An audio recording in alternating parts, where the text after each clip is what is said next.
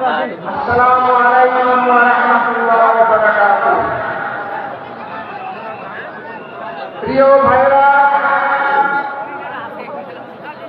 আমরা যে বৈষম্যের শিকার হয়েছিলাম এটা শুধুমাত্র এই 2000 খনি তিনি ইন্তেকাল করেছেন, কিন্তু সে চোরের খনিকে তিনি নিয়ে যাননি।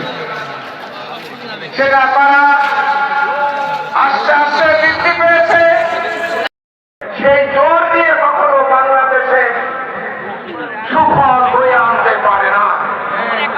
বাংলাদেশ জামাত ইসলামী এদেশের আপামর বাংলাদেশের নাগরিক মুক্তি পাগল মানুষের প্রিয় নেতা বাংলাদেশ জামাত ইসলামের সংগ্রামী আমির জামাত জননেতা জনাব ডক্টর শফিকুর রহমান, কেন্দ্রীয় অঞ্চল এবং জেলা উপজেলা নেতৃবৃন্দ, জাতির জাগ্রত বিবেক সাংবাদিক বন্ধুগণ, শহীদ পরিবারের সদস্যবর্গ, আহত ভাইরা, সংগ্রামী কুষ্টিয়ার ছাত্র জনতা, আসসালামু আলাইকুম ওয়া রাহমাতুল্লাহি ওয়া বারাকাতুহু।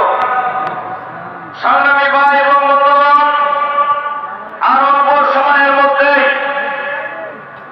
যার বক্তব্য শোনার জন্য আপনারা অধীর আগ্রহে অপেক্ষা করছেন, সম্মানিত আমিরে জামাত আপনাদের উদ্দেশ্যে, দেশবাসীর উদ্দেশ্যে গুরুত্বপূর্ণ বক্তব্য রাখবেন ইনশাআল্লাহ।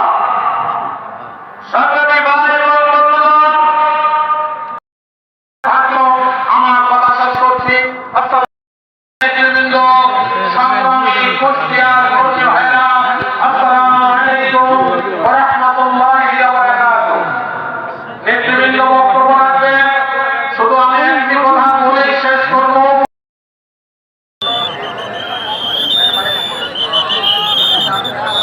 সম্মানিত উপস্থিতি, গেটে একটা মানি ব্যাগ পাওয়া গেছে।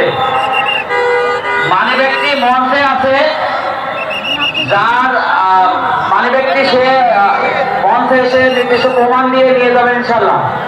আরেকটি ছোট মোবাইল পাওয়া গেছে, এটা মঞ্চে আছে। আরেকটি বিষয়, একজন ভাইয়ের টাচ মোবাইল হারিয়ে গেছে, যদি কোনো ভাই পেয়ে থাকেন মঞ্চে জমা দেওয়ার অনুরোধ।